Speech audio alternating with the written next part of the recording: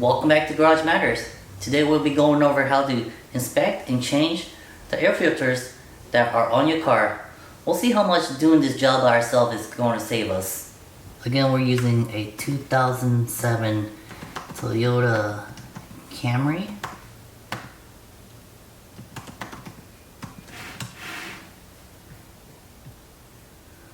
Alright, so for the air filters, we're looking around $9, $10, $13, $14, and then it just goes on up from there. Depending on the quality of air filter you want, it's just going to depend on the price. So now we're going to change the air filter to, say, cabin air filter. See how much a cabin air filter costs. For the cabin air filter, we're looking around the same price. $10, $11, $4, $9. So to change both filters on your vehicle, the cabin air filter and the engine air filter, it's gonna run you, we'll say, around $30. And then since you're doing the labor yourself, you're gonna save on the labor cost. So let's get to it.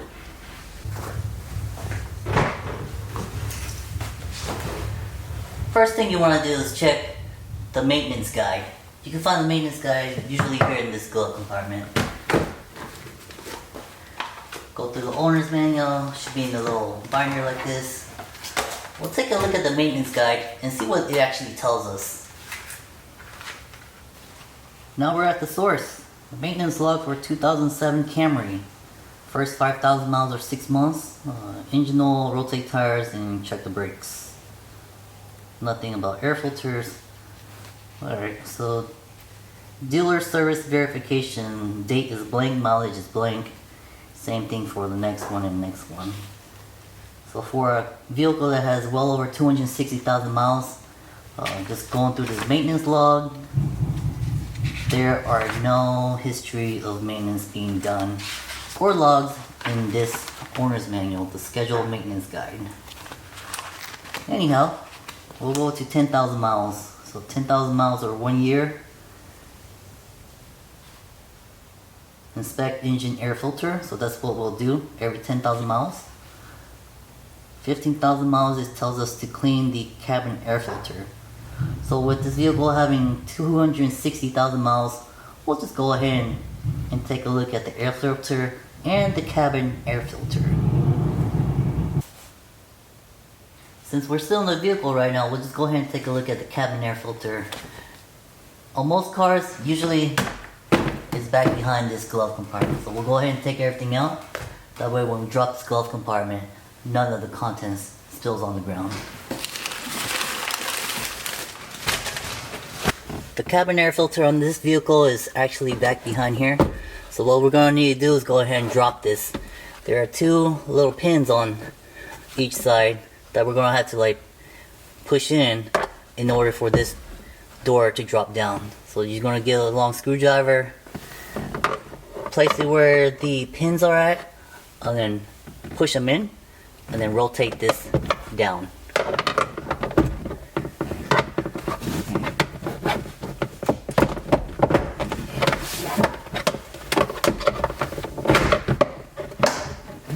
There you go. Up here is the cabin air filter. On this little door cover, there's two little hinges on either side. Those two little hinges needs to be compressed, and then this door is gonna slide right down.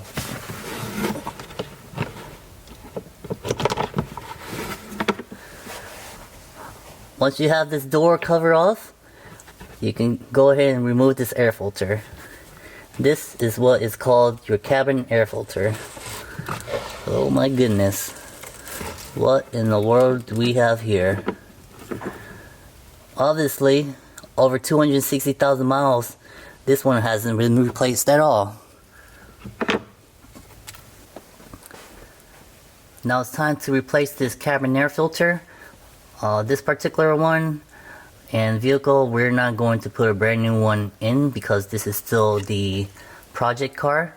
But when you do get a new filter, you want to look right here where it tells you the orientation of this filter. Usually it'll have an arrow either pointing up or down and some words that say airflow.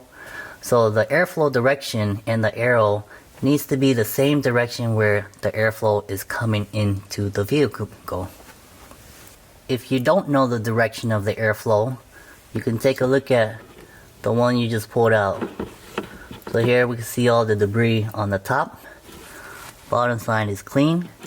So what that means is the air that's coming into the vehicle is coming from the top through the air filter, trapping all the debris on the top. The filter air is going to get pulled through here, down through the blower motor, which is down in here. So the blower motor is going to be down below the filter, pulling that air from top to bottom. Now that we know the direction of the airflow, we can properly reinsert the new filter in the correct orientation. So if the arrow is pointing up on here, we would flip it around and put it back inside, because the arrows on this filter is pointing down because the air is coming from top to bottom, so the air is going down. So you want this air filter arrow to be pointing in the same direction as your airflow. On this vehicle, it's top to bottom. Once you replace the cabin air filter, you can just go ahead and put this little cover back on here. Just push back in place. This just goes back up like this. And all you're gonna do is just close it now.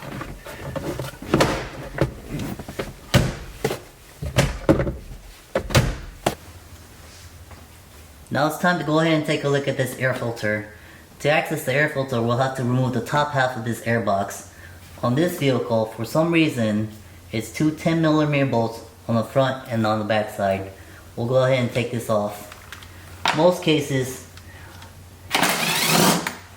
there'll be clips that you would just unclip, and then this will lift off.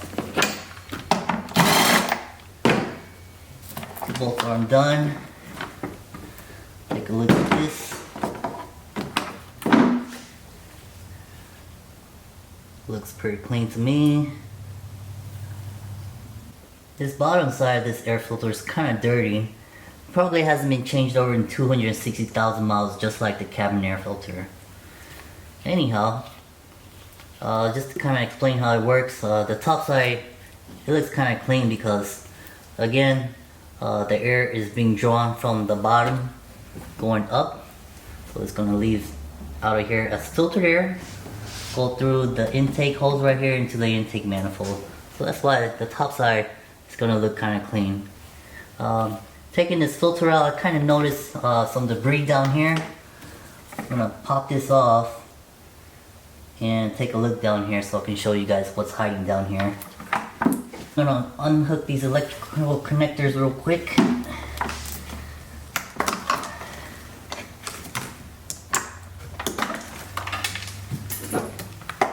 Off right here.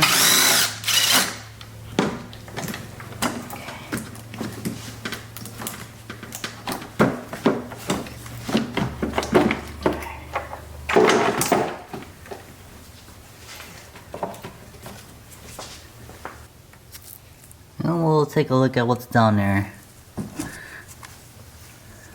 Kind of look like a bunch of leaves. Even got some pistachios. Some kind of little black box down there. I'm not sure what that is. Well, yeah, kind of gross down there. Now it's time to install the new air filter into this air box. What we're going to do is go ahead and just lift this back up a little. Slide the new one on in there. Make sure everything's lined up. Once she's all lined up, you can close this box again. And depending on whether you have clips or bolts, you can bolt it back in. This vehicle has bolts, so we're going to bolt it back in.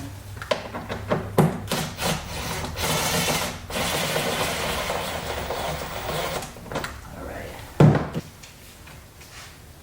Well, there you go. That's everything for how to check, inspect, and replace the engine air filter along with the cabin air filter inside. If you liked and enjoyed this video, give me a thumbs up and subscribe. Join me next time on the next episode of Garage Matters.